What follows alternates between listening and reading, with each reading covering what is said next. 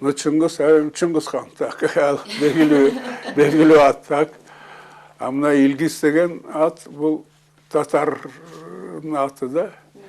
Кыргызча Элгез, кыргызча эгерде Элгез.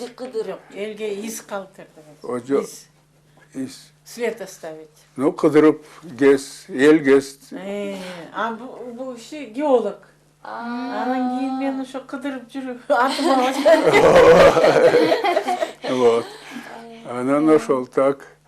Анан мына Люция деген карындашыбыз Росадан улуураак. Революция деген сөздөн. Ооба, так. Вот, ошо Рева деген Рева болуп бала тиги инибиздин атын. Эми ал бала так кичинекей учурунда эле кайш болду так. Ал эми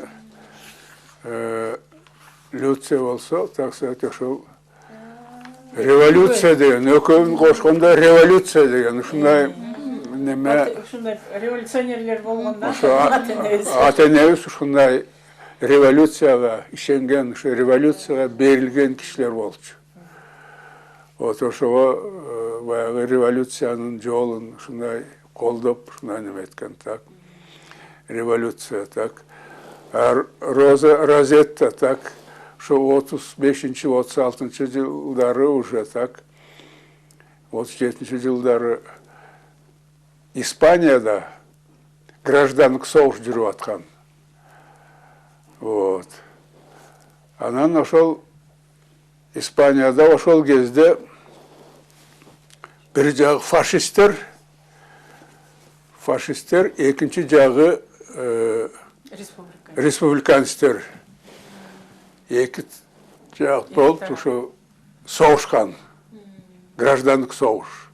Республиканецтер менен фашисттер. Фашисттерди Франко деген ошо фашисттердин лидери ошо башкарганда, ошол кездерде уже Гитлер дагы чыга баштаган акырындап так. Фашисттин так.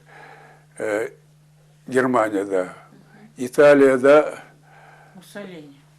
Дагы фашист Муссолини деген фашист.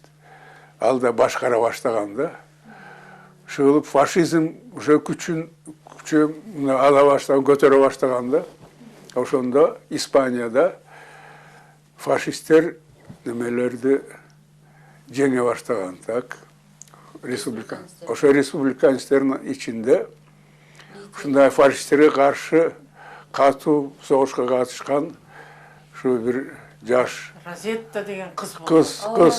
Розетта деген